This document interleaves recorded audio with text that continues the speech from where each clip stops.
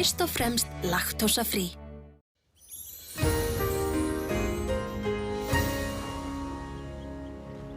Já, komið sæl. Við leggjum nú hérna í miðjunni á víðáttumikilli lægð og úrkomukerfin frá henni koma til okkar hver á fætur öðru og það verður því ansi blautt hjá okkur næsta sólarhringinn, sérstaklega austan til á landinu, en síðan á fimmtudaginn þá verður þetta þá búið í bili, en á föstudaginn þá fáum við reyndar aftur aðra gusu til okkar. Nú, ef við lítum á hitasviðið að þá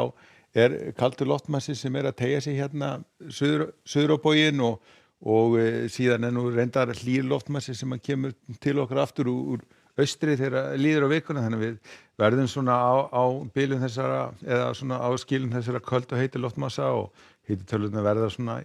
í kringum nokkra gráður yfir frostmarkinu yfir daginn og síðan má nú búast við næturfrosti sérstaklega þegar svona líður á vikuna. En við skulum skoða aðeins þróunina næsta sólarhringinn, að það mikið úrkomukerfi sem að koma hérna upp að landinu og það eru búið að gefa út gular úrkomuviðvaranir bæði á Suðausturlandi sem að gildi frá klukkan 6 í kvöld og fram til klukkan 4 í nótt og síðan á Austfjörðum sem að gildir frá klukkan 9 og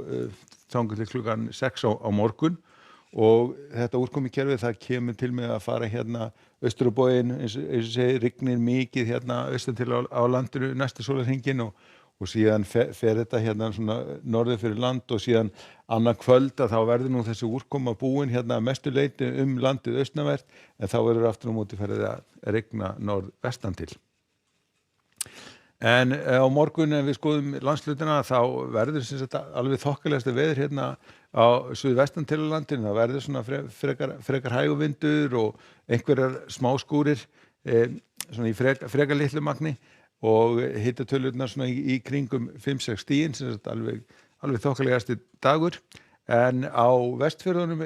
gert ráð fyrir að þar verði þessi norðvestanátt eða norðaustanátt gengi niður og í raun og veru komin bara hæg suðlæg átt og farið að létta talsvert til og hitatölurnar svona víða í kringum 3-4 stigin, en síðan annað kvöld að þá á aftur á móti að þykna upp þegar þetta úrkomukerfi kemur hérna vestur eftir og verður farið að rigna. En á norðausturlandinu þar blautur dagur á morgun, sérstaklega hérna á Austfjörðunum þar sem að gulviðri verður í gildi. Áttin verður suðaustlæg og hún verður ansi stíf og eins og ég segi, rignir svona meira og minna á morgun. Og á Suðausturlandi nú gert ráð fyrir að það verði einnig talsvert mikil rigning og þá sérstaklega hérna svona fyrir austan Vatnajökul, en svona ekki gert ráð fyrir að úrkomukerfin nái hérna undir Vatnajökli svona að neinu nemi, en það nú svona alltaf einhver óvissa með nákvæmlega hvar þessi úrkomukerfi lenda.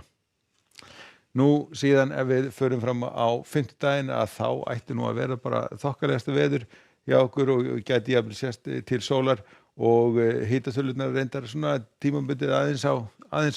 uppleið einhverjar nokkra gráður og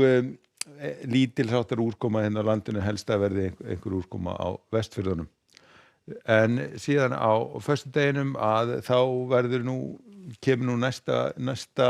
úrkomukerfi inn yfir landið. Það verður nú væntanlega bjart svona landið vestanvert eitthvað fram til degi, en þetta úrkomukerfi á síðan að fara hérna vestur á bóginn og þá fer einnig að rigna vestan til. Og laugardagurinn hann býður upp á svona fremur hæga vind hjá okkur, svona áttin verður svona suðlæg og svona farið að eitthvað hitatölurnar eitthvað aðeins á niðurleið,